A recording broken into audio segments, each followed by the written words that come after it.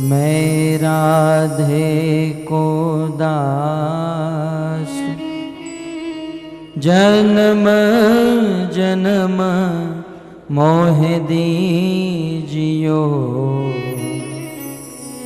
श्री वृंदावनवास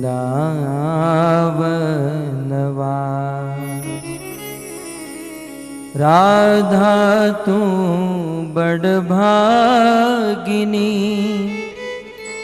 कौन तपस्या कीन। तीनों लोक के नाथ है, सो तेरो आधीन।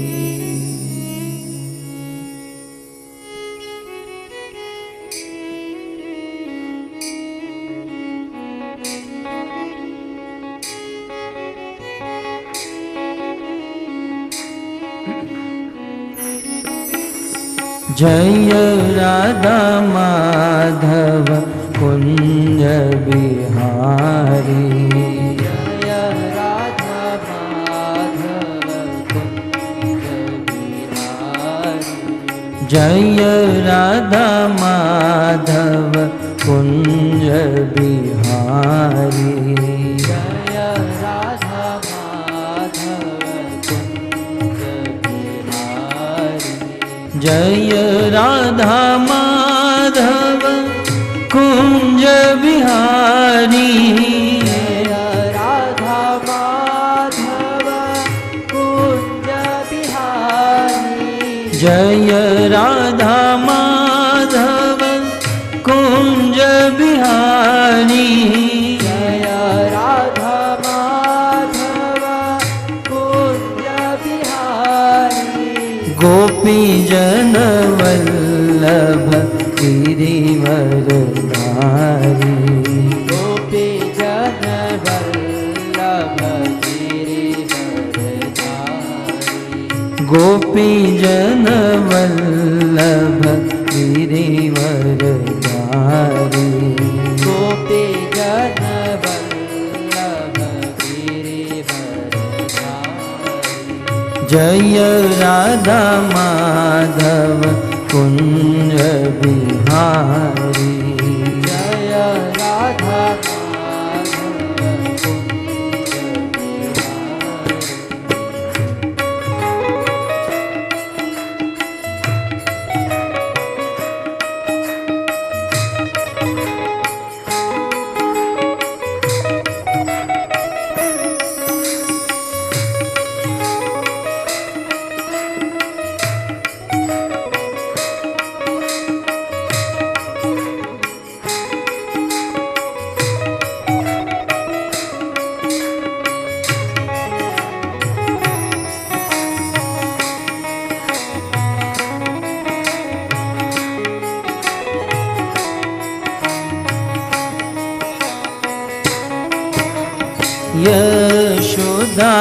यशोदानंदन व्रज जन रंजन।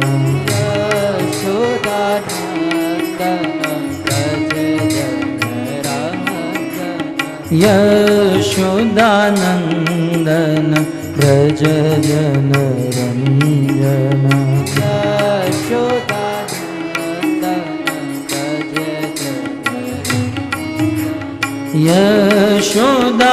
यशोदानंदन व्रज जन रंजन।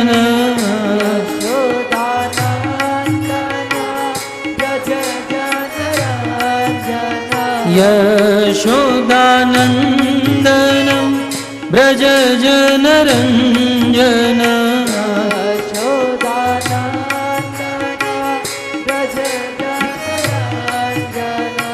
यमुना तीर वनचारी।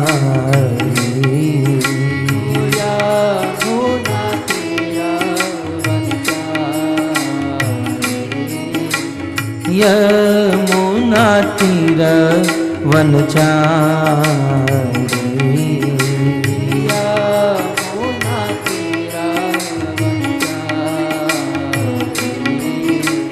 जय राधा माधव कुंज बिहारी। जय राधा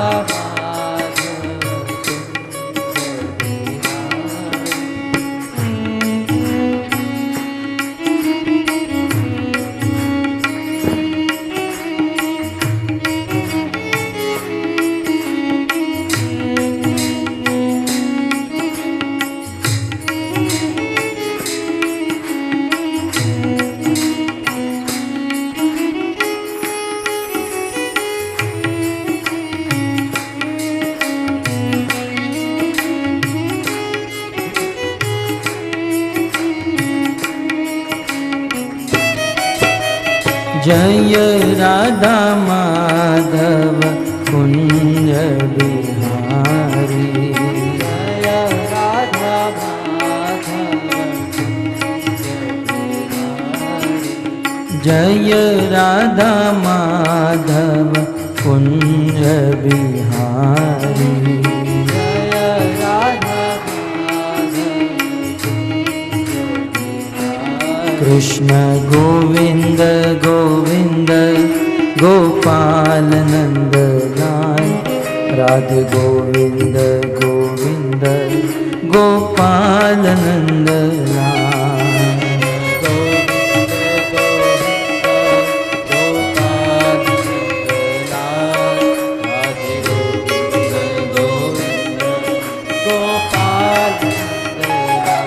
कृष्ण गोविंद गोविंद गोपाल नंद लाल। राधे गोविंद गोविंद गोपाल नंद लाल। प्रेम से गाइए।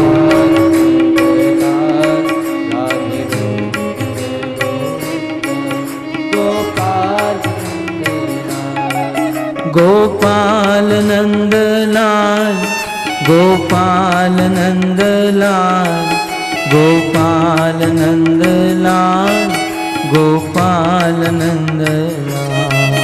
गोपाल नंद लाल गोपाल नंद लाल गोपाल नंद लाल गोपाल नंद लाल।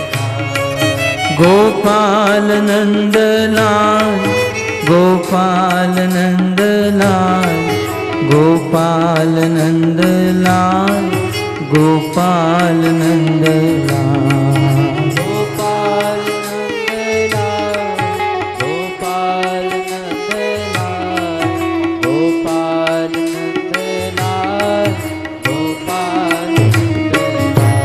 कृष्ण गोविंद गोविंद गोपाल नंद लाल। राधे गोविंद गोविंद गोपाल नंद लाल। गोविंद गोविंद गोपाल नंद लाल। राधे गोविंद गोविंद गोपाल नंद लाल। कृष्ण गोविंद गोविंद गोपाल नंद लाल। राधे गोविंद गोविंद गोपाल नंद लाल।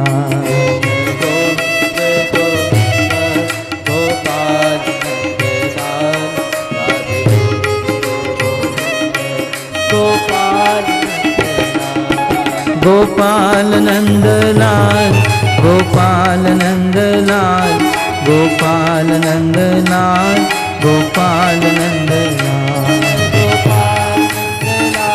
प्रेम से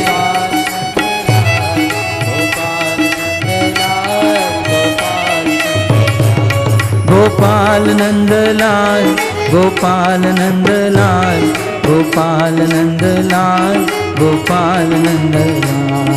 गोपाल नंद लाल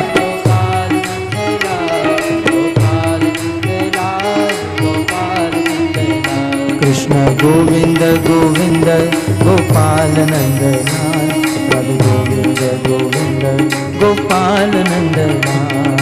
गोविंद गोविंद गोपाल नंद लाल। राधे गोविंद गोविंद गोपाल नंद लाल। हरे कृष्णा कृष्णा कृष्णा हरे हरे हरे राम राम राम हरे हरे।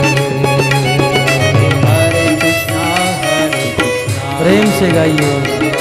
कृष्णा कृष्णा हरे हरे,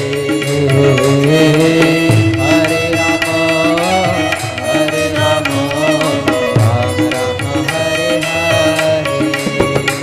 बोलो हरे कृष्णा कृष्णा कृष्णा हरे हरे, हरे राम राम राम हरे हरे। हरे कृष्णा कृष्णा कृष्णा हरे हरे, हरे राम राम राम हरे हरे। बोलो हरे कृष्णा कृष्णा कृष्णा हरे हरे, हरे राम हरे हरे। हरे कृष्णा कृष्णा कृष्णा हरे हरे,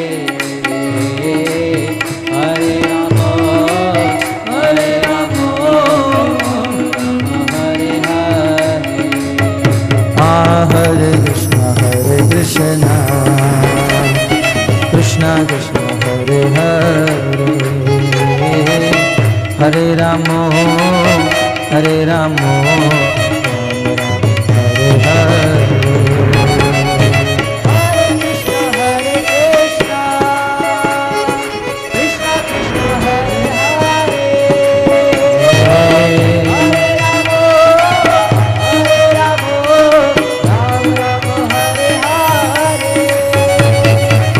नाम महाधन है अपनों, नहीं दूसरी संपत्ति और कमानी। नाम महाधन है अपनों, नहीं दूसरी संपत्ति और कमानी। छोड़ यटा जग की, हमको कुटिया ब्रजमाही बनाने। हमको कुटिया ब्रजमाही बनाने।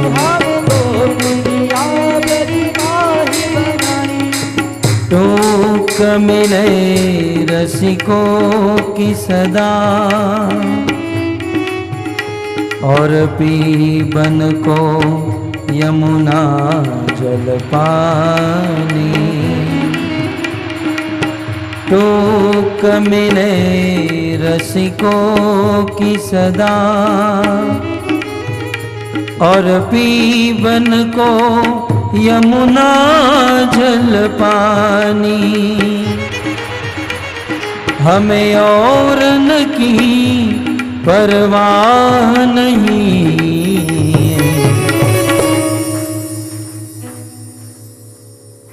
अपने ठकुरानी श्री राधिकारानी।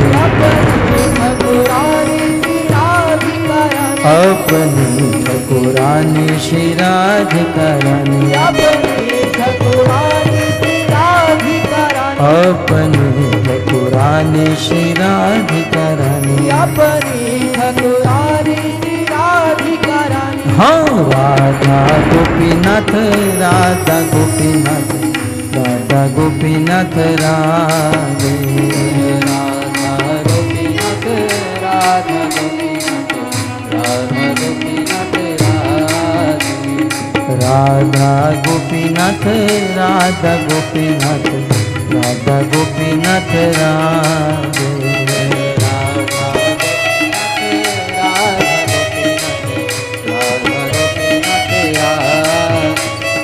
जगन्नाथ जगन्नाथ बलदेव जय सुभद्रा। जगन्नाथ जगन्नाथ बलदेवा जय सुभद्रा जय जगन्नाथ जगन्नाथ बलदेवा जय सुभद्रा जगन्नाथ जगन्नाथ जय जगन्नाथ बलदेवा जय सुभद्रा हाँ गौर निताय जय गौर निताय जय गौर निताय जय गौरान्विताय जय गौरान्विताय गौरान्विताय जय गौरान्विताय गौर निताय जय गौर निताय जय गौर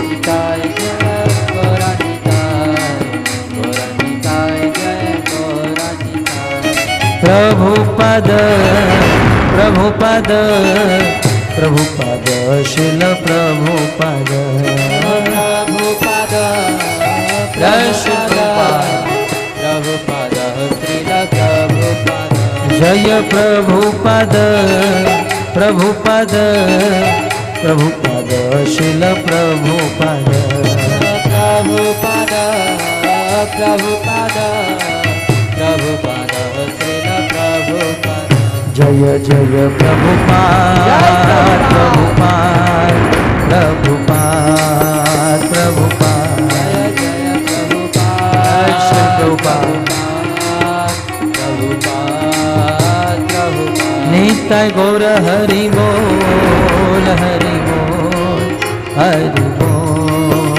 हरि बोल नित्य गौर हरि बोल हरि बोल हरि बोल युग धर्म हरि नाम संकीर्तन की जय निताय गौर प्रेमानंद हरि हरि बोल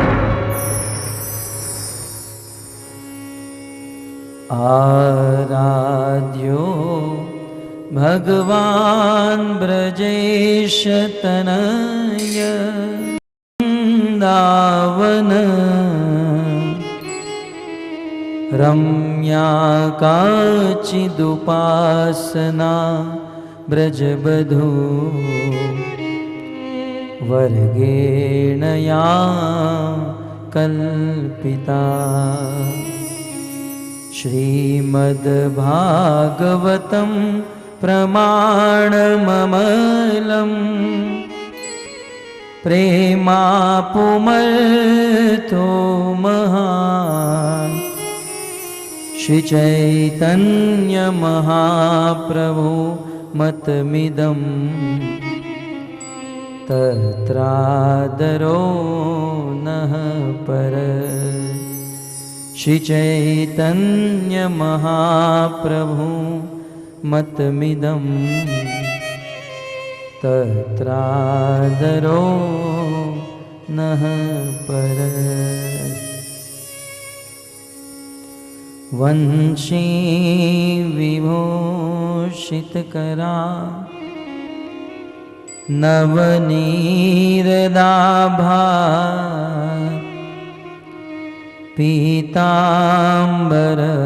पीताम्बरदरुणबिं बफलधरोष्ठा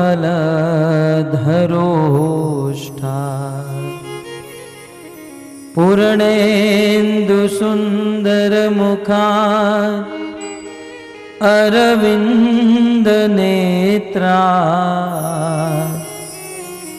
कृष्णात् परं किमपि तत्व अहं न जाने कृष्ण त्वदीयपदपङ्कजपञ्जरान्ते अध्येव मे विशतु मां नसराजहंस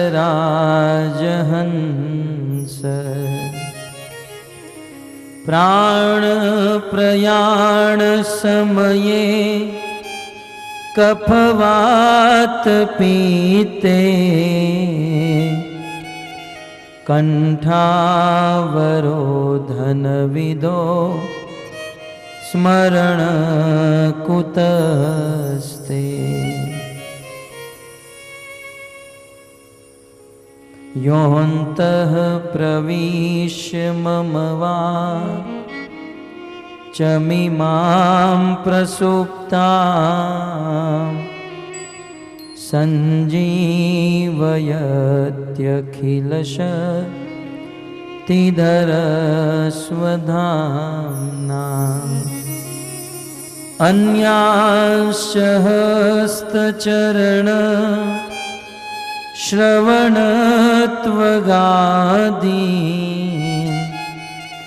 प्राणान्नमो भगवते पुरुषाय तुभ्यम्। करारविन्दे न पदारविन्दम् मुखारविन्दे विनिवेशयन्तम्। वटस्य पत्रस्य पुटे शयानं बालं मुकुन्दं मनसा स्मरामि। श्रीकृष्ण गोविन्द हरे मुरारे, हे नाथ नारायण वासुदेव। जिह्वे पिबत्स्वामृतमेतदेव। गोविन्द दामोदर माधवेति।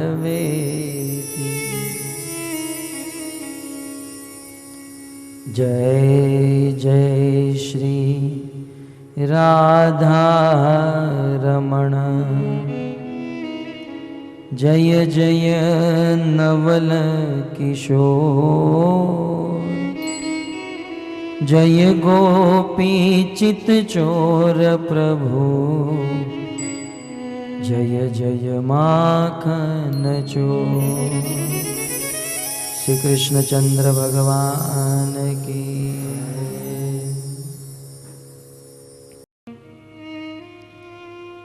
श्रीमद् भागवत कथा के तृतीय दिवस में हार्दिक स्वागत करते हैं।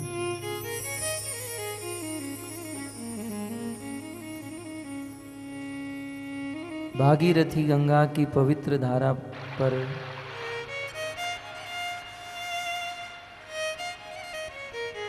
श्री सुखदेव गोस्वामी के चरण कमलों में महाराज परीक्षित बैठे हैं। हजारों ऋषि मुनि उस सभा में एकत्रित हुए हैं। कथा सुनाते सुनाते 3 दिन और 3 रात बीत चुकी हैं। चतुर्थ दिन के प्रारंभ में महाराज परीक्षित नम्रता से युक्त होकर जिज्ञासा करते हैं, हे सुखदेव गोस्वामी, आपने सोमवंश और सूर्य वंश में जन्म लेने वाले अनेकों पवित्र पवित्र राजा महाराजाओं के चरित्र का वर्णन किया और उन राजाओं के चरित्र परम अद्भुत थे। चरितम परम अद्भुतम।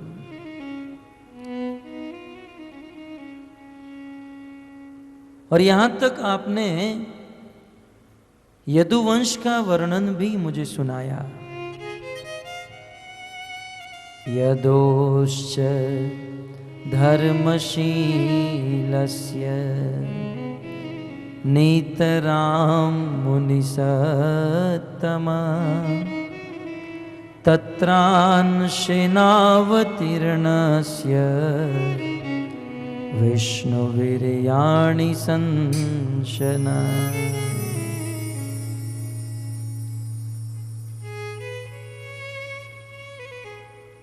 धर्मात्मा यदु महाराज के वंश का वर्णन भी आपने किया, परंतु अब इन राजा महाराजाओं की कथा में मेरी अलम बुद्धि हो गई। हे सुखदेव गोस्वामी, अब मैं उन राजाओं की कथा सुनना नहीं चाहता हूं। अब मैं भगवान श्री कृष्ण की कथा सुनना चाहता हूं, क्योंकि आप समस्त मुनियों में श्रेष्ठ हो। आप मुनि नहीं, आप मुनि सत भी नहीं। हे सुखदेव गोस्वामी, आप मुनि सत्तम हो, नितराम मुनि सत्तम। कल आप लोगों ने श्रवण किया, जो मनन करता है उसे मुनि कहते हैं, जो मनन भी करता है और ज्ञान प्राप्त करता है उसे मुनि सत कहते हैं। परंतु जो मनन भी करता है, ज्ञान प्राप्त भी करता है और भगवान श्री कृष्ण की भक्ति भी करता है, उसे मुनि सत्तम कहा जाता है। सुखदेव गोस्वामी मात्र ज्ञानी ही नहीं थे, ज्ञानी के साथ साथ वो विज्ञानी थे। ज्ञान और विज्ञान में बड़ा अंतर है। ज्ञान का अर्थ होता है जानना, टू नो। ज्ञान का अर्थ होता है इस संसार और भगवान के विषय में कुछ ना कुछ समझना, जानना। लेकिन आत्मा और परमात्मा तत्व के विषय में मात्र जान लेने से कोई काम नहीं बनता है।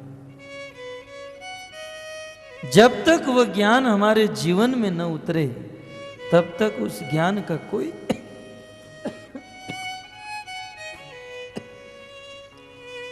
कोई महत्व नहीं है। अतः ज्ञान के साथ साथ विज्ञान होना चाहिए। कल हमने आपको कहा था, संसार में बहुत सारे ज्ञानी हैं, अनेकों वेदों के मंत्र याद हैं, श्लोक याद हैं, परंतु वह श्लोक, वह ज्ञान जीवन में यदि नहीं उतरता है तो उसका कोई मतलब नहीं है। हमें उतारना है तो हमें क्या करना चाहिए? ज्ञान को जीवन में उतारने के लिए कोई उपाय शास्त्र में उपाय बताया गया है।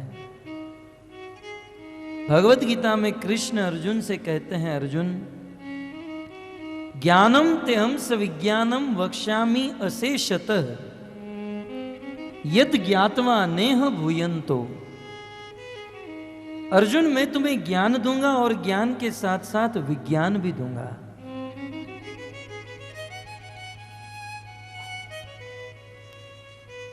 भगवान श्री कृष्ण ने अर्जुन को ज्ञान भी दिया और ज्ञान के साथ विज्ञान दिया। भगवान श्री कृष्ण से यदि कोई वस्तु सुनी जाए, भगवान श्री कृष्ण के मुखारविंद से यदि ज्ञान का श्रवण किया जाए,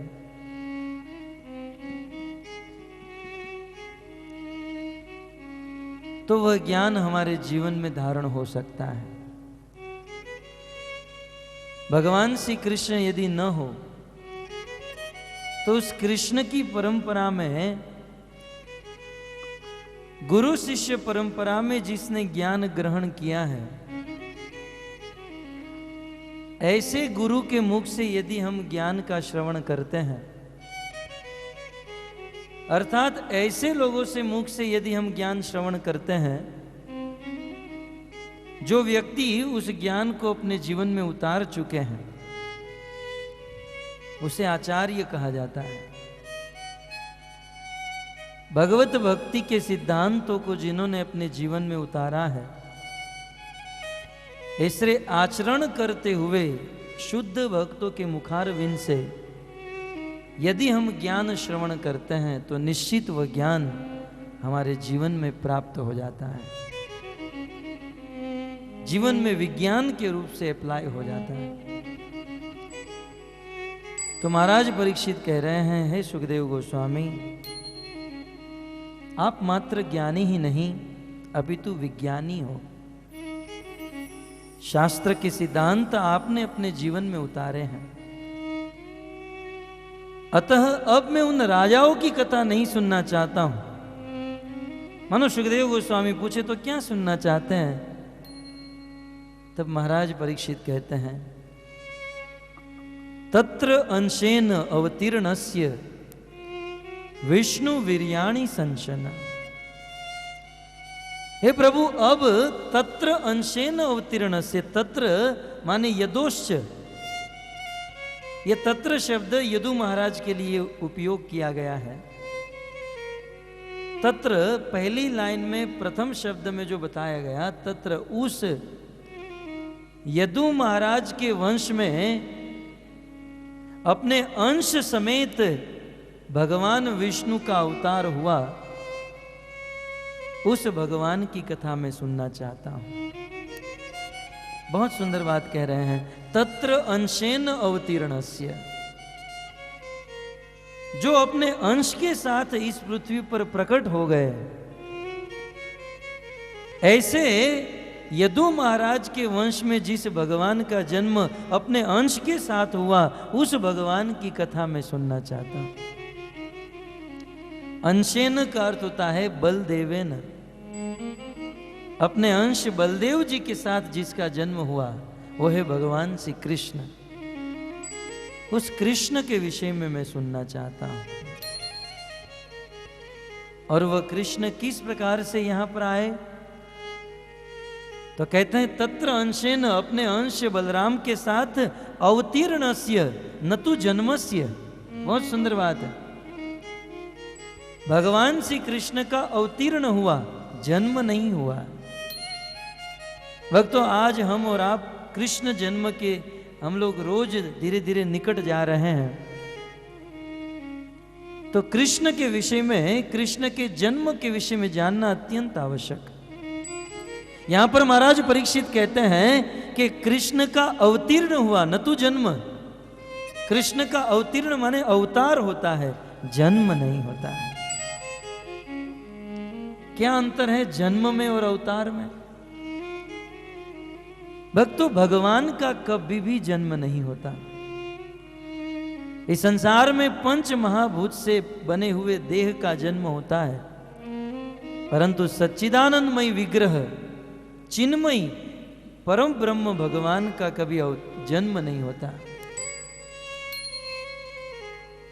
भगवान का अवतार होता है।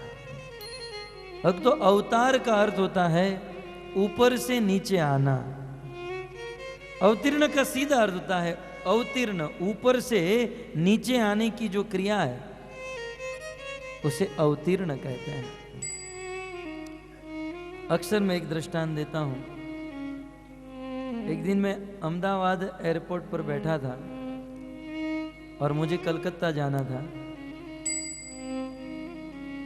तो उस समय अनाउंसमेंट हुआ, कलकत्ता जाने वाली फ्लाइट अवतीर्ण हो चुकी है। यात्रियों से निवेदन है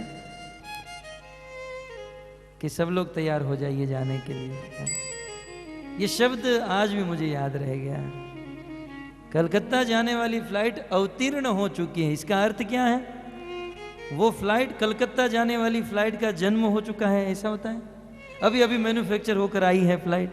नहीं, कलकत्ता जाने वाली फ्लाइट का मैन्युफैक्चर तो बहुत सालों पहले हो चुका है, परंतु अब तक आकाश में थी, अभी अभी जमीन पर आई है। तो एग्जैक्टली अवतीर्ण का अर्थ है भगवान आकाश में है, पहले से ही है। बस उस आकाश में, अपने धाम में, वैकुंठ में रहने वाले भगवान जब आकाश से इस पृथ्वी पर आते हैं तब उसे अवतीर्ण कहा जाता है।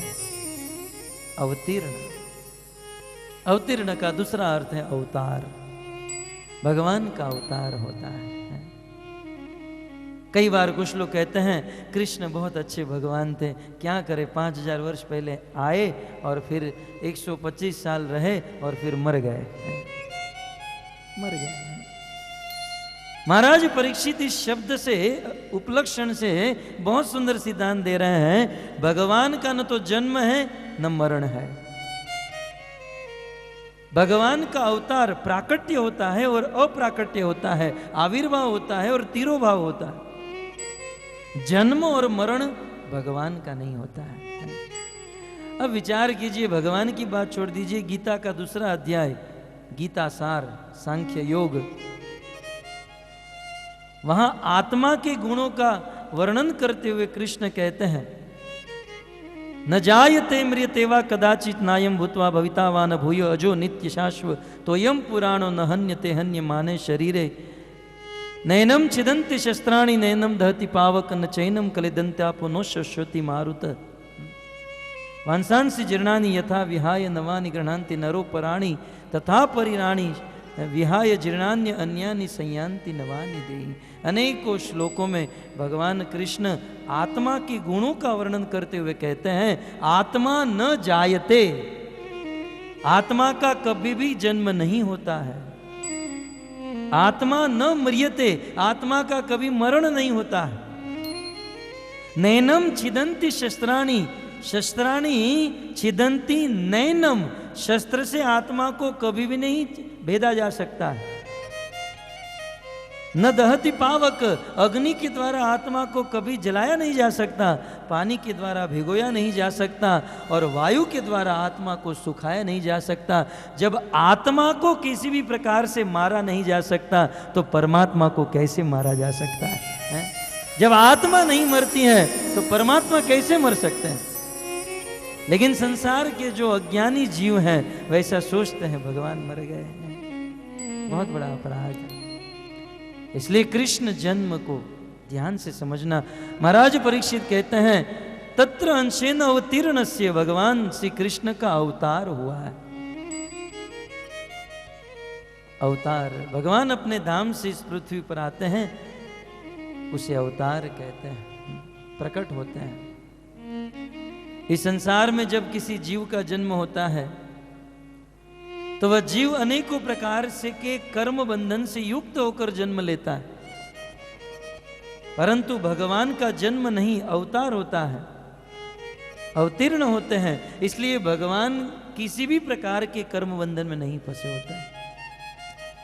संसार के साधारण जीव को मां के 9 महीने तक गर्भ में रहना पड़ता है, परंतु भगवान को गर्भ में रहने की आवश्यकता नहीं। वे कभी भी कहीं भी प्रकट हो सकते हैं। उसका मूड हुआ तो खंबे को तोड़कर भी प्रकट हो जाए, अब उनके मूड पर डिपेंड है। परंतु हम कभी भी कहीं भी प्रकट हो सकते हैं। भगवान का जन्म स्वतंत्र रूप से होता है, हम सब जीवों का जन्म परतंत्र रूप से होता है। भगवान जब चाहे तब जहां चाहे वहां प्रकट हो सकते हैं, और हम लोग भले 15 अगस्त के दिन स्वतंत्र दिन मनाते हैं, परंतु वास्तव में हम लोग स्वतंत्र नहीं हैं। यदि हम सब लोग स्वतंत्र होते तो कोई करोड़पति के घर पर जन्म न लिए होते। रात दिन मगजमारी करना, ये मेहनत करना, इस संसार में कोई स्वतंत्र नहीं, सब लोग परतंत्र हैं और भगवान स्वतंत्र है। इसलिए भगवान का अवतार और जीवों का जन्म होता है। अवतार के विषय में थोड़ी सी जानकारी, क्योंकि वर्तमान समय में अज्ञान के कारण कुछ लोग दूसरों को ठग रहे हैं और अपने आप को भगवान का अवतार मानते हैं। संसार में आज तो कलयुग इतना घोर चल पड़ा है, कहीं भी जाओ तो मैं फलाने का अवतार, मैं कृष्ण का अवतार, अवतार अवतार। परंतु हमें उन मूर्खों की बातों में न आकर शास्त्र के शुद्ध विशुद्ध ज्ञान को समझना चाहिए। अवतार किसे कहते हैं? ज्यादा नहीं, भगवान का जो अवतार होता है उस अवतार में 5 या 6 वस्तुएं होती हैं। अवतार में कुछ विशेषता होती हैं। प्रथम विशेषता, भगवान का अवतार जब होने वाला होता है तो उसकी आगाही शास्त्रों में पूर्व से ही बताई जाती है। वो कहाँ जन्म लेंगे, उनका अवतार कहाँ होगा, किसके घर पर कौन माँ होगी, कौन पिता होंगे, ये शास्त्र में पहले से ही बताया गया है। इस संसार में जो आदमी अपने आप को भगवान का अवतार मानता है, उसे जाकर पूछना चाहिए, भाई साहब आप जब जन्म लेने वाले थे कोई शास्त्र में लिखा है? राम, कृष्ण, नरसिंह, वराह, कच्छप, मत्स्य, ये जितने भी अवतार हुए, भगवान ऋषभदेव, ये सब का वर्णन शास्त्रों में है। आजकल कुछ लोग अपने आप को भगवान का अवतार मानते हैं, क्या उनका वर्णन शास्त्रों में है? गीता, भागवत जैसे दिव्य ग्रंथों में उनका नाम भी है? यदि है तो वह अवतार है। अवतार की प्रथम विशेषता वो शास्त्रों में आगाही दी जाती है। जैसे कलयुग में एक अवतार होने वाला है भगवान श्री विष्णु का, वह कल की अवतार, शास्त्र में पूर्व से ही लिखा है। शंबल नाम के गांव में एक ब्राह्मण के घर पर, उस ब्राह्मण का नाम होगा विष्णु यशा, और कलयुग के अंत में वहां पर भगवान कल्कि का अवतरण होगा, प्राकट्य होगा। ऐसी आगाही अवतार की पाई जाती है। दूसरी चीज, जो भगवान के अवतार होते हैं तो अवतार विश्व रूप प्रकट करते हैं, अपने जीवन काल में विश्व रूप प्रकट करते हैं। जैसे कृष्ण ने कुरुक्षेत्र की भूमि में विश्व रूप प्रकट किया, अर्जुन के सामने, यशोदा मैया के सामने विश्व रूप। आज जो लोग अपने आप को अवतार मानते हैं, उसे पूछना चाहिए थोड़ा विश्व रूप जरा दिखाइए ना, है? क्या विश्व रूप दिखा सकता है? तीसरी चीज, अवतार जो होते हैं उनके द्वारा अद्भुत अद्भुत कार्य होते हैं। जैसे गोवर्धन धारण कर लेना, गोवर्धन धारण करना, अपने गुरु पुत्र को जो मर चुका था, भगवान श्री कृष्ण के गुरु थे सांदीपनि मुनि, उज्जैन में रहते थे। 64 दिन सांदीपनि के मुख से विद्या ग्रहण किए, और गुरु दक्षिणा में गुरु माता ने कहा मेरा पुत्र मर चुका है, उसे वापस ला कर दीजिए। मरे हुए पुत्र को जीवित करके भगवान श्री कृष्ण वापस ला दिए। आज जो लोग अपने आप को भगवान मानते हैं, उसको कहना चाहिए कि मेरे घर पर फलाने की मृत्यु हो गई, जरा उनको जीवित कर दीजिए ना। बार बार कृष्ण चरित्र में आप देखिए, वहां द्वारिका में भी एक ब्राह्मण का पुत्र बार बार मर रहा था, भगवान श्री कृष्ण और अर्जुन ने उनको वापस ला दिया। समुद्र मंथन के प्रसंग में देवता और दानव सब लोग मर चुके थे, तब भगवान श्री विष्णु गरुड़ के ऊपर सवार होकर आए और सबको अपनी दृष्टि से जीवित कर दिया। मरे हुए को जो जीवित कर दे उसे अवतार कहा जाता है। क्या है आज के लोगों में ये है प्रभाव? और तत्पश्चात चौथी चीज, अवतार जो होते हैं उनके द्वारा दिव्य उपदेश होते हैं। जैसे कृष्ण के द्वारा भगवत गीता, भगवान मत्स्य के द्वारा वेद और शास्त्र का ज्ञान, ऐसे अवतारों के द्वारा अद्वितीय उपदेश। और जो अवतार होते हैं उनके चरण में और हस्त में दिव्य दिव्य चिन्ह होते हैं। ये सारी चीज जिसमें हो उसे अवतार कहा जाता है। और थोड़ी जानकारी आपको दूं तो अवतार 6 प्रकार के होते हैं। अवतार को 6 भागों में बांटा गया है। पुरुषा अवतार, गुणा अवतार, लीला अवतार, मनवंतरा अवतार, युगा अवतार और शक्त्यावेश अवतार। 6 प्रकार के अवतार। यदि मन में प्रश्न हो कि अवतार हैं कितने, कुल कितने अवतार हैं, तब शास्त्र में लिखा गया है अवतारा ही असंख्या ही। भगवान के असंख्य अवतार है, उसका कोई और छोर नहीं, कोई गिनती नहीं है। परंतु उस असंख्य अवतार में मुख्य अवतार 24 आप सब जानते हैं। सनकादिक, वराह, नारद, नर नारायण, कपिल, दत्तात्रेय, यज्ञ, ऋषभ, पृथु, मत्स्य, कच्छप, धन्वंतरी, मोहिनी, नरसिंह, वामन, परशुराम, वेदव्यास, राम कृष्ण बलराम हरि हंस बुद्ध और अवतार उससे भी मुख्य है। लेकिन वेदव्यास मुनि भागवत के प्रथम स्कंद में कहते हैं कि ये अवतार तत्व से यदि देखा जाए तो अवतार जो है भगवान श्री कृष्ण के अंश हैं। कृष्ण जो है वह साक्षात भगवान है और उस भगवान के ये 24 अवतार वो भगवान के स्वरूप है, अंश स्वरूप। इसलिए वेदव्यास जी प्रमाण देते हुए कहते हैं एते चांस कला पुंस कृष्णस्तु भगवान स्वयं इंद्रियारि व्याकुलम लोकम मुड़ियंती युगे युगे। कृष्णस्तु भगवान स्वयं, कृष्ण जो है साक्षात भगवान है और बाकी के जितने भी आपको गिना है वे सब कृष्ण के अवतार हैं। इस पृथ्वी पर जब कुछ काम करना होता है, कोई विशेष कार्य संपन्न करना होता है, तब भगवान श्री कृष्ण अवतार धारण करते हैं, अपने अवतार को भेजते हैं। परंतु जब बहुत बड़ी आपत्ति आ जाती है तब भगवान श्री कृष्ण अवतार को नहीं भेजते हैं, तब भगवान श्री कृष्ण स्वयं इस पृथ्वी पर आते हैं। स्वयं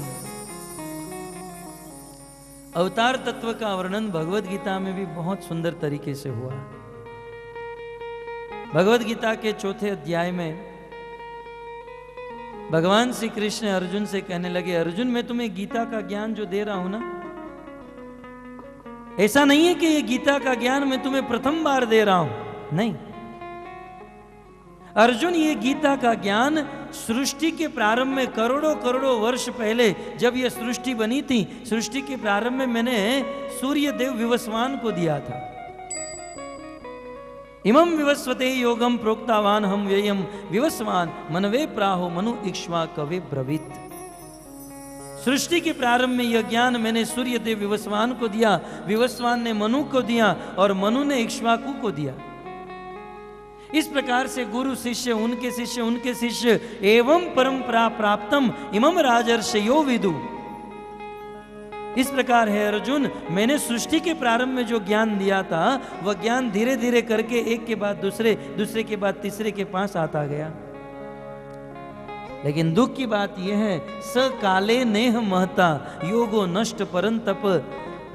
वह ज्ञान देते हुए बहुत समय बीत गया, इसलिए धीरे धीरे करके वह परंपरा लुप्त हो गई और वह ज्ञान भी लुप्त हो गया। यह ज्ञान सृष्टि के प्रारंभ में करोड़ों वर्ष पूर्व मैंने सूर्य को जो दिया था वह ज्ञान लुप्त हो गया। इसलिए स एवाय जो ज्ञान सूर्य को दिया था वही स का अर्थ होता है वही ज्ञान अर्जुन मैं तुम्हें देने जा रहा हूं। स एवाय मया तेज्ञ योग प्रोक्त पुरातन। अर्जुन ने कहा प्रभु आप मुझे ही क्यों दे रहे हो? ये ज्ञान देने के लिए आपने मुझे ही क्यों चुना? युधिष्ठिर है, भीम है, नकुल, सहदेव और मुझसे ज्यादा तो इस ज्ञान की जरूरत है दुर्योधन और कौरवों को है। आपने ये ज्ञान के लिए मुझे ही क्यों चुना? तब भगवान श्री कृष्ण कहते हैं भक्तोस्ति में सखा चेती रहस्यम हेत उत्तमम। ये अर्जुन क्योंकि तुम मेरे सखा हो और सखा के साथ साथ तुम मेरे भक्त हो, इसलिए यह रहस्य की बात मैं आज तुम्हें बताने जा रहा हूं। अर्जुन ने कहा कृष्ण अब तक तो मैं तुम्हें मानता था कि नहीं तुम महान हो, लेकिन अब मुझे थोड़ा डाउट जा रहा है। संसार के लोग तो फेंकते रहते हैं, मुझे लगता है आप भी फेंक रहे हो। आप कहते हो कि मैंने सृष्टि के प्रारंभ में करोड़ों वर्ष पहले सूर्य देवताओं को ज्ञान दिया था। अरे तुम्हारा जन्म मेरे साथ ही हुआ, हम दोनों का जन्म अभी अभी 100 साल पहले हुआ और तुम ऐसा कहते हो कि सूर्य देवता करोड़ों वर्ष पहले ज्ञान। आप ये ज्ञान कब और कहां से देकर आ गए? अब तक तो कुछ ठीक था, लेकिन अब मुझे कुछ समझ में नहीं आ रहा है कि आपका और मेरा जन्म दोनों का, आपका जन्म युधिष्ठिर महाराज के बाद हुआ। अर्जुन और कृष्ण दोनों समवयस्क थे, तो आप सूर्य को कहां ज्ञान देकर आ गए? मुझे कुछ समझ में नहीं आ रहा है। तब भगवान अर्जुन से कहते हैं अर्जुन बहूनि में व्यतीतानि जन्मानि तव चार्जुन तान्यहम वेद सर्वाणी नत्वम वेत्थ परंतप। अर्जुन तुम नहीं समझोगे। बहूनि में व्यतीतानि, भूतकाल में तुम्हारे और मेरे बहुत सारे जन्म हुए। बहूनि में व्यतीतानि, हम तुम और मैं इस दुनिया में इसके पहले बहुत बार आए, लेकिन अंतर इतना ही है कि हम जितनी बार आए मैं जानता हूं, तुम नहीं जानते हो। मैं जानता हूं, लेकिन नत्वम वेत्थ परंतप, नत्वम तुम नहीं जानते। तब अर्जुन ने कहा कि प्रभु आप बहुत बार यहां पर आए। बोले हाँ। तो प्रभु आप इस पृथ्वी पर कब कब आते हो? अर्जुन ने कहा कदा कदा तव अवतरिष्यति। अवतीर्ण शब्द है ना यहाँ पर, अवतीर्ण से, ये भगवत गीता में इस प्रकार से कृष्ण और अर्जुन का संवाद हुआ और उसमें भी यह तत्व का वर्णन आया। अर्जुन ने पूछा कि हे कृष्ण, आप ऐसा कहते हो बहुनी में व्यतीतानि, आप बहुत बार इस पृथ्वी पर आते हो, तो अब मैं ये जानना चाहता हूं कदा कदा तव अवतरिष्यति, आप कब कब इस पृथ्वी पर अवतरित होते हो? जब अर्जुन ने पूछा कदा कदा, तब कृष्ण ने कहा यदा यदा। जानते ना, यदा यदा हि धर्मस्य ग्लानिर्भवति। सबको याद, B.R. चोपड़ा की कृपा से है। अभ्युत्थानम अधर्मस्य तदात्मानं सृजामि परित्राणाय साधूनां विनाशाय च दुष्कृतां धर्म संस्थापनार्थाय संभवामि युगे। हे कृष्ण, कदा कदा तव अवतरिष्यति, कब कब कब आपका अवतार होता है? कृष्ण कहते हैं यदा यदा ही धर्मस्य ग्लानिर्भवति। अर्जुन यदा यदा, जब जब धर्मस्य ग्लानिर्भवति, जब जब धर्म की हानि होती है, जब जब धर्म का नाश होता है और अधर्म का उत्थान होता है, जब जब इस संसार में दुष्टों का प्रमाण बढ़ जाता है, तो कहते हैं विनाशाय च दुष्कृताम धर्म संस्थापनार्थाय। मैं साधुओं को आनंद देने के लिए, परित्राणाय साधुनाम, साधुओं का उद्धार करने के लिए, धर्म की स्थापना करने के लिए और दुष्टों का विनाश करने के लिए इस पृथ्वी पर युग युग पर अवतरित होता हूं। संभवामि कदा कदा, यदा यदा, युगे युगे। युग युग में, प्रत्येक युग में इस पृथ्वी पर मैं अवतार धारण करता हूं। और युग में भी कब? जब बहुत बहुत अधर्म फैल जाता है। तो इस प्रकार इस पृथ्वी पर धर्म की स्थापना करने, भक्तों को आनंद देने और दुष्टों का विनाश करने के लिए भगवान प्रकट होता है।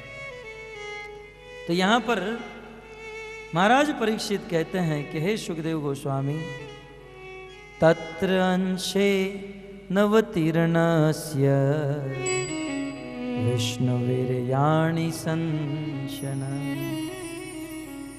बस अपने भाई बलराम के सहित भगवान श्री कृष्ण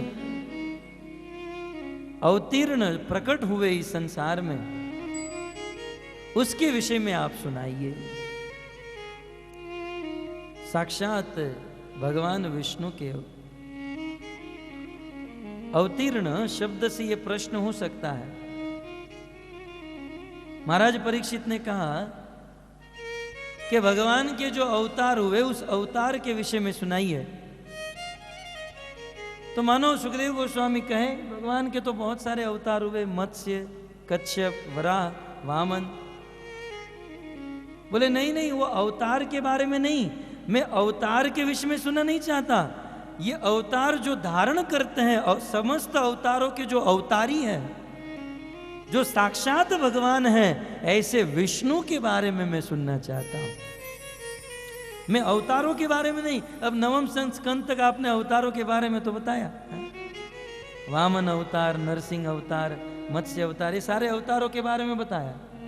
अब अवतार के बारे में नहीं, विष्णु वीर्याणी साक्षात विष्णु के विषय में मैं सुनना चाहता हूं।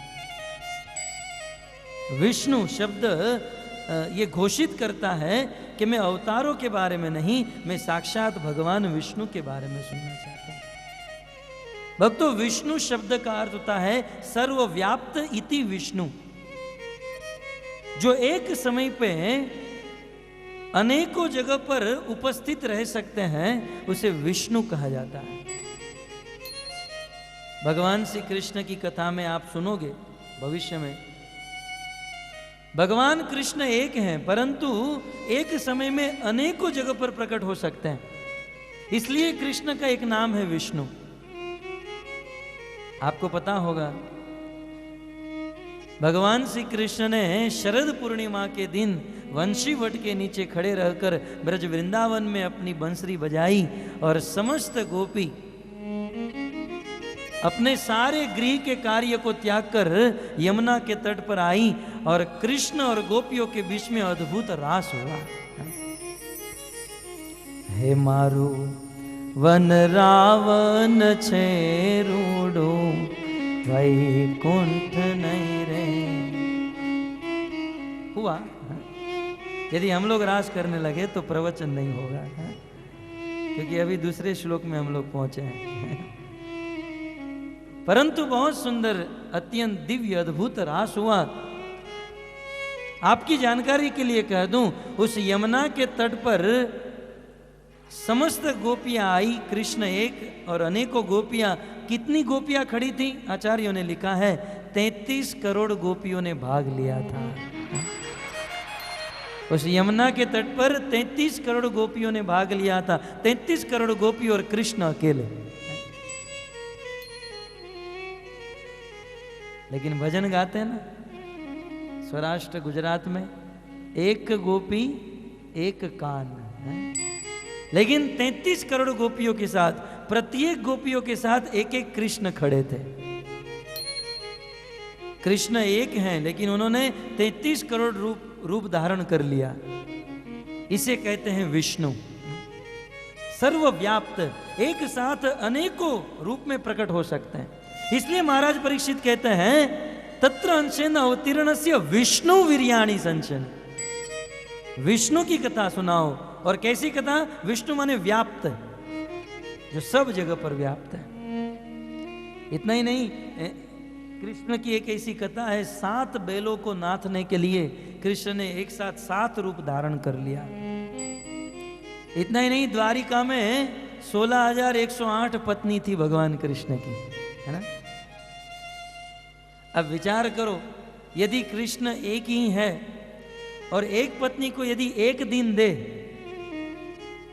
तो बाकी पत्नियों का तो जीवन ही निकल जाएगा, है? क्योंकि साल में 365 दिन होते हैं, 16,108 पत्नी। चलो क्रम से यदि भगवान ऐसा कह दे कि मैं सबके घर पर एक एक दिन रहूंगा, तो वो तो राह देखकर मर जाएगी, है? लेकिन द्वारिका के ऐश्वर्य में वर्णन आता है, भगवान श्री कृष्ण जब सुधर्म सभा से अपने घर पर द्वारिका के महल में जाते थे, 16,108 रानियों के लिए अलग अलग महल थे, और उस समय भगवान श्री कृष्ण अपना रूप 16,108 में विभक्त कर देते थे। 16,108 रूप में कृष्ण प्रकट हो जाते हैं और सभी पत्नियों के साथ रहते थे। इसे कहते हैं विष्णु। सर्वव्याप्त इति विष्णु। और भी आपने ब्रज की कथा को सुना होगा। भगवान श्री कृष्ण अपने सखाओं के साथ भोजन स्थली के ऊपर भोजन कर रहे थे, है ना? मनसुखा, श्रीदाम, ये लोग अपने अपने घर से कुछ लेकर आए थे। कृष्ण अपना जूठा दूसरों को खिला रहे थे, दूसरों का जूठा खुद खा रहे थे। तो उस समय ब्रह्मा जी आए भगवान का दर्शन करने। ब्रह्मा जी ने देखा ये लड़का अपना जूठा दूसरों को दे रहा है, दूसरों का जूठा खुद खा रहा है, ये भगवान नहीं हो सकता। तब ब्रह्मा जी वहां के सारे गाय और बछड़ों को चुरा कर लेकर चले गए।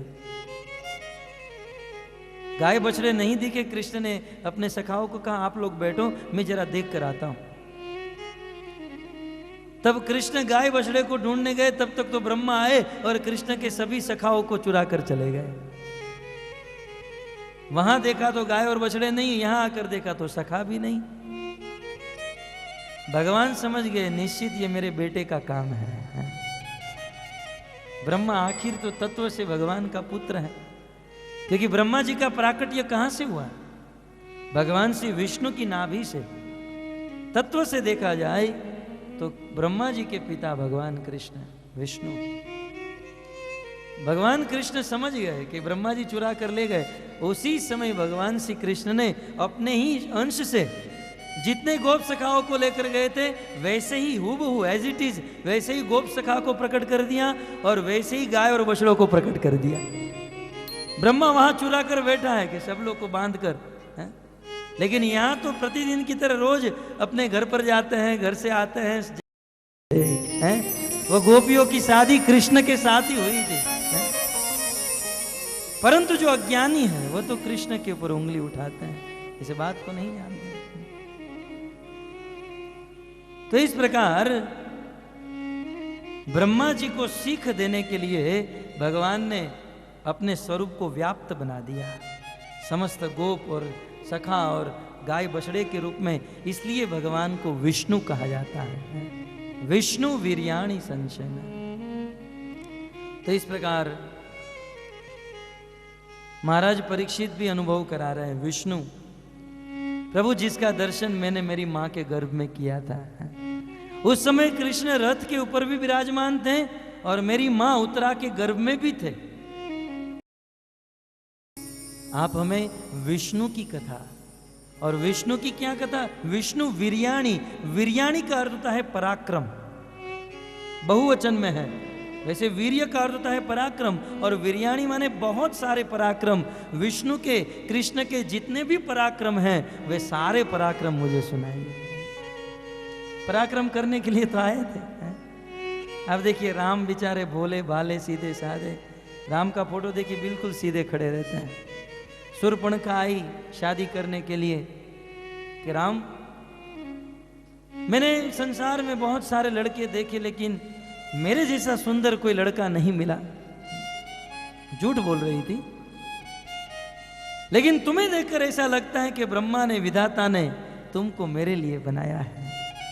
राम मैं तुमसे शादी करना चाहती हूं। तो भगवान राम कहते हैं देखो शूर्पणखा देवी, मेरा एक प्राण है, एक वचन, एक बाण और एक पत्नी। मैं तुमसे विवाह नहीं कर सकता। हाँ तुमको विवाह करना है तो लक्ष्मण अकेला है, मेरे साथ तो पत्नी, वो बेचारा अकेला घूम रहा है, तुम उनके साथ शादी कर सकती हो। शूर्पणखा ने कहा बड़ा नहीं तो छोटा है। वो गई लक्ष्मण के पास, लखन को वही डायलॉग सुनाया, मैंने बहुत लड़के देखे कोई नहीं मिला, तुम मेरे लायक लग रहे हो, मेरे साथ शादी करो। लक्ष्मण ने कहा मेरे साथ शादी? हाँ बोले तुम्हारे बड़े भाई ने आज्ञा दे दी। बोले बात सही है, बड़े भाई ने आज्ञा दी और मैं तो तुम्हारे साथ शादी कर भी लूं, तुम्हारी जैसी अच्छी पत्नी कहाँ मिलेगी, और वो भी आकाश में उड़ने वाली है, जब चाहो तब कहीं भी जा सके। लेकिन देखो घाटा तुम्हारा है, लॉस तुम्हारा है, क्योंकि मैं राम का दास हूं। आगे चलकर 14 वर्ष के बाद जब राम राजा बनेंगे तो मैं उसका दास बनूंगा और तुम उसकी दासी बनोगी। तुम मेरे साथ शादी करोगी तो दासी बनोगी, परंतु राम के साथ शादी करोगी तो महारानी बनोगी। बोले वो तो ना कह रहे हैं। बोले अच्छे आदमी होते वो भाव खाते हैं, तुम जाओ उनके पास। जैसे फुटबॉल की गेम में 11-11 प्लेयर फुटबॉल को यहां से वहां धकेलते हैं, ऐसे राम और लक्ष्मण दोनों।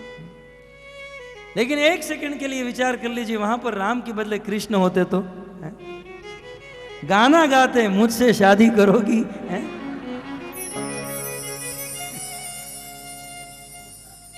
आज तक कृष्ण ने किसी को ना नहीं कहा, चाहे फिर वो कुब्जा हो, कोई भी सखी हो, चंद्रावली हो, किसी को नहीं। यह है कृष्ण का पराक्रम।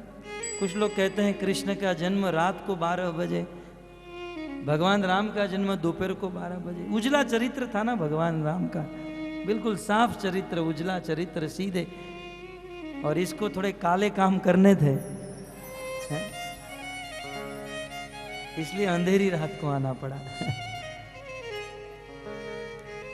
तो वीर्याणी, मैं वीर्याणी शब्द के ऊपर कह रहा हूं, विष्णु वीर्याणी, भगवान कृष्ण के पराक्रम मुझे सुनाइए।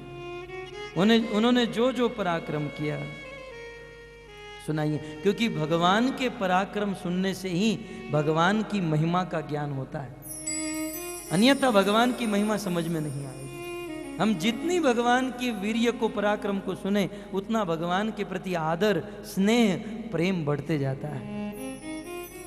इसलिए सुनाइए। संशन विष्णु वीर्याणी, भगवान विष्णु की कथा को, पराक्रम को संश, संश का अर्थ होता है वर्णन करो। मानो सुखदेव गोस्वामी महाराज कहे कि परीक्षित तुम ये रट लगाकर बैठे हो, विष्णु की कथा सुनाओ, कृष्ण की कथा सुनाओ। अरे भगवान श्री कृष्ण अनंत है और कृष्ण की कथा भी अनंत है। हरि अनंत, हरि कथा अनंता। उस अनंत भगवान की कथा को मैं कैसे सुनाऊं? भगवान की कथा समंदर के समान विशाल है, जैसे समंदर में पानी का कोई और छोर नहीं है, वैसे ही भगवान की कथा के विषय में कहते हैं अनंत शेष, अनंत अनंत काल से अपने अनंत मुख से भगवान की कथा को गा रहे हैं, लेकिन आज तक शेष नहीं कर पाए। कवि लोग उपमा देते हैं कि इस पृथ्वी को कागज बनाऊं। ये पृथ्वी को कवि की कल्पना है, क्योंकि जहां न पहुंचे रवि वहां पहुंचे कवि, जहां सूर्य का प्रकाश नहीं पहुंचता वहां कवि की बुद्धि पहुंच जाती है। कवि ने एक कल्पना की कि सारी पृथ्वी में जितना भी मिट्टी, जितना भी है, उस सब को एक मशीन में डालकर एक कागज बनाया जाए। कितना बड़ा कागज होगा, कितने सारे कागज बनेंगे। पृथ्वी को कागज करूं और बड़े बड़े वृक्ष की कलम बनाऊं और समुद्र को सिलाही बनाऊं और उसको लिखने के लिए सरस्वती, गणेश जी और जैमिनी, बड़े बड़े ऋषि मुनि को, वेद व्यास जी को बिठाऊं। भगवान कृष्ण की कथा, भगवान कृष्ण के वीर्य पराक्रम को लिखने के लिए समंदर की सिलाही बनाऊं, पृथ्वी का कागज करूं और वृक्षों की कलम बनाऊं और बड़े बड़े ऋषि मुनियों को, गणेश इत्यादि को बिठाकर उनको लिखने के लिए बिठाऊं। लेकिन ये समंदर के समान सिलाही समाप्त हो जाएगी और ये लोग लिख लिख कर थक जाएंगे, पृथ्वी का कागज भी खाली हो जाएगा, लेकिन भगवान की कथा कभी समाप्त नहीं होगी, उनका कभी अंत नहीं। मानो सुखदेव गोस्वामी कहे परीक्षित तुम कृष्ण कथा सुनना चाहते हो, लेकिन कृष्ण कथा तो अनंत है। तब परीक्षित कहते हैं कोई बात नहीं, अनंत है तो संशन माने अंश, न अंश माने उसका अंश ही सुना दो। शब्द है ना, विष्णु वीर्याणी संशन, संश माने अंश। आप अनंत नहीं सुना सकते तो उसका एक अंत ही सुना दो, इसका एक अंश ही सुना दो। तो संश का अर्थ होता, एक अर्थ होता है अंश। आप ऐसा मानते हो भगवान की कथा अनंत है तो उसका एक छोटा सा अंश सुना दो। लेकिन एक आचार्य कहते हैं संश का अर्थ होता है प्रशंस, प्रशंसा। कृष्ण की प्रशंसा अद्भुत है और वही प्रशंसा आप मेरे सामने कीजिए। संश का एक अर्थ होता है, वीर राघव जी कहते हैं संश विस्तरत कथय, संश माने विस्तार से आप सुनाइए। और श्रीपाद वल्लभाचार्य